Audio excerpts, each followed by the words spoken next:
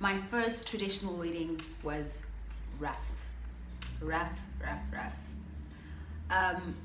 I looked like a guy.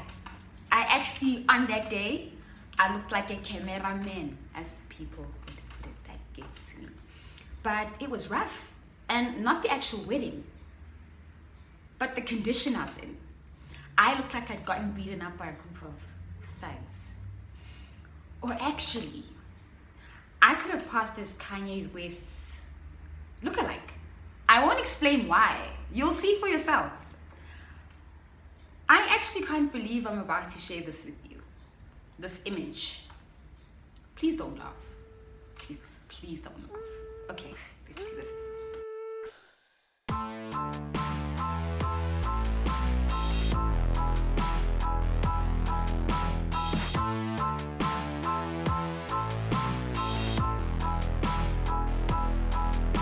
Welcome back to my channel, to those of you that are familiar with it, and to those of you that are here for the very first time, welcome. Like, share, subscribe. Feel free to also share this link with people that you know of that are getting into the photography industry, or that are just trying it out as a hobby, or yeah, just people that are interested in my story. So, okay, this is how it started. Back in 2015, I had done an engagement shoot for one of my colleagues, who is now a very dear friend of mine. And he and his fiance at the time really loved how the images turned out. And I remember him coming to me saying, Thabang, we're using you for our wedding. And for me, it was a case of, they're just being sweet. So I didn't make much of it. Until he came back to me with cash and said, Thabang, here's the cash, we are using you for our traditional wedding. Oh my gosh, it was a big deal. It was a huge deal. Anywho, so that's one side of the story. Now during this time, I had gone to the dentist to get my teeth sorted out. And I remember my dentist saying to me that I needed to get my wisdom teeth removed. So he gave me an option of either sitting in the chair,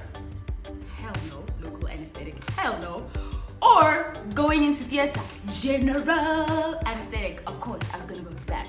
So I decided to take that option, and I remember telling my colleagues in the office that, okay guys, at a certain point in May, I'm going into theater. I'd even taken leave that week, in fact, from the Wednesday. And I remember a few of my friends and colleagues saying, but why did you go for general anesthetic? Why do you need to go into theater? We've had our teeth extracted in the chair. Oh my gosh, you're such a wuss. And I was like, whatever. I'm doing theater. So I went into theater on the Wednesday morning. Now, the info or the bit of information I'm leaving out is that the wedding was on that Saturday. But because everybody had spoken about how easy the wisdom teeth extraction procedures were, I thought I'd be fine by Saturday. So I went into theater on the Wednesday, and day one, I was in the hospital for about a few hours, came out, had an ice pack, couldn't really feel anything. Thursday was okay. Friday was okay. Saturday, the day of the wedding.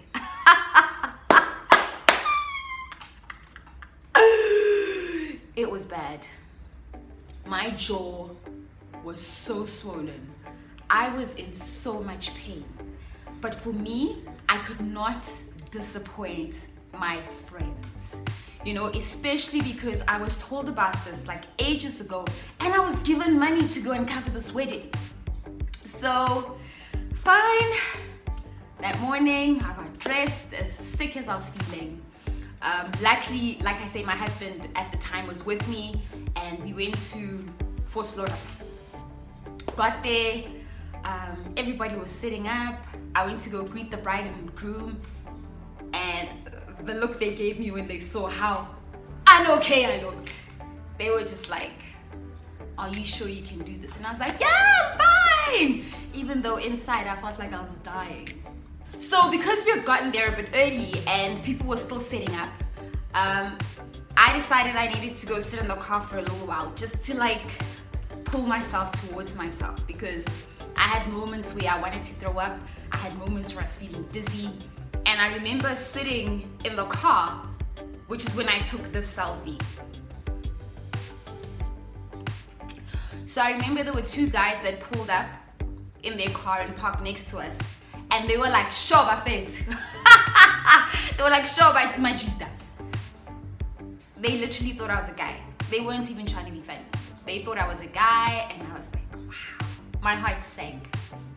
Anywho, so then the wedding started. Everybody was ululating. The atmosphere was amazing. I got up and I was like, okay, I'm gonna do this. I got up, got my camera. My husband with me at the time went out with me, and then I started taking photos. Now the interesting thing is, when I was in that moment of taking the photo, I would literally, it almost felt like I would leave my body or the condition of my body for a while and forget I was not in a good state to get that shot. It was so interesting how I was able to disconnect with myself physically in order to get the shots I did. I was literally in that moment. And I remember taking pictures of them, as you can see them now on screen. It was amazing, it was beautiful. And the proceedings continued. And every time I took photos, this is how I'd go about it. Every time I took photos, it would be like shot, shot, shot. And then I'd remember I'm not okay, and then I'd feel like crap, and then need to take like a 2-second break where I'd feel like wanting to puke, and then I have to take like deep breaths, and the pain was intense, like. And then I'd go and see a photo opportunity again, disconnect from my body, and then shoot, shoot, shoot. And then 2 seconds later, remember that I'm not feeling okay, and then so it was quite a juggling act between reality and what I was seeing. So the wedding carried on as usual, proceedings were amazing, people gave speeches, and then it was time to do family group shots at the end. Now this is where I learned another valuable lesson. While I was taking the family shots, I ran out of space on my memory card, and I only had one memory card. That whole wedding was shot in RAW because that's what I was used to shooting in when I was shooting with my mentors at their weddings. So picture this, right? You've got a whole group. I'm sure there were about 5 or 6 of them. You've got elders, you've got the couple. You're holding your camera, you've run out of space. You can't call your mentor and freak out.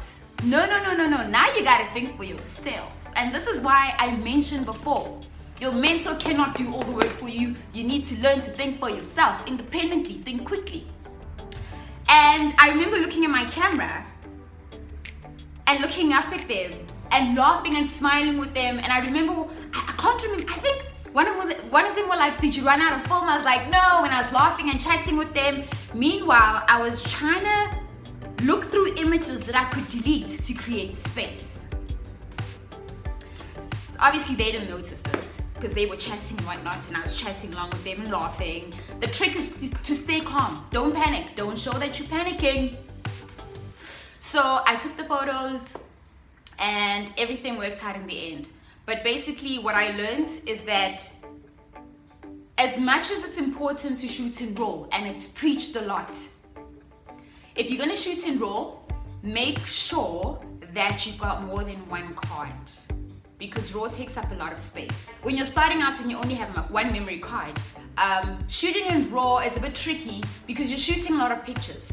So you also haven't learned to keep your shooting to a minimum. So you're obviously going to be shooting a lot, which is okay because you're starting out. But either make sure you're shooting in JPEG. I know a lot of you are going to hate me for saying this, but it's a reality. Not everybody can afford a lot of SD cards. Or make sure that you've got extra SD cards on you, just so that you know that if you run out of space, you're able to switch. So let me make this very clear. Right now, I'm referring to whoever is starting out and only has one SD card and is shooting an event. You are going to take a lot of images. So now, if you're shooting in RAW, you're going to run out of memory space on your card very quickly. After this specific wedding, I shot a lot of my events and weddings in JPEG. Then I got my new camera, my Canon Mark III 5D, and then I was able to save up to get more memory cards and external drives and more memory on my iMac, and that is when I was able to start shooting in RAW because I knew I had the space to accommodate the RAW files. I also got to understand why I preferred RAW files to JPEGs. So sometimes it's nice to be told something, like I was told that I need to shoot in RAW, great, but I did not understand fully why it was more beneficial until I shot in JPEG and then I shot in RAW, and I was able to see the difference, especially when I started editing in Lightroom. Different people shoot in different formats, because my first mentor shot in RAW, my second mentor, who is an amazing photographer too, shot in JPEG, and my third mentor shot in RAW as well. That is all from me with this video. I hope that my story was very interesting, and yeah, I know I looked quite rough, but it also taught me that in life, if you're serious about something, it's so interesting how you can actually make it happen. I've realized as well that we tend to make so many excuses about not doing certain things, whereas you're actually capable if you put your mind to it. Look, I'm not saying crawl out of a hospital bed and go take photos, but what I'm saying is, or my question to you is, how serious are you about your photography? How serious are you about being there for your clients? Because as much as this was my friend, when he gave me money, then he became a client, and that's when I respected him even more. And that's just the reality of it. How serious are you? How professional do you want to be or be seen as when being asked to do a photo shoot, no matter what your circumstance is? Because I know, like in my situation, I was extremely sick, but I was able to make it. So that's just a food for thought. I hope you enjoyed my video, I hope you enjoyed my story, and I still can't believe I shared that photo with you. But hey, it's all about sharing, right? Before I go, disclaimer. Well, is it a disclaimer? Yeah, I think it is. Anywho, if you know of anybody that is having a traditional wedding, and looking for a photographer, hey, I'm your girl. I will put up a link in the description box to my work, and book me. Like booking. Yo, traditional wedding food is so amazing. Dijo, takoli, nyalong, la komagaeng, likolokshini. Anywho, I love traditional weddings. I love traveling and meeting new people. I love just the cultural aspect of it. So feel free to book your girl. I'm available. Check out the link in the description box, and I will see you in the next video.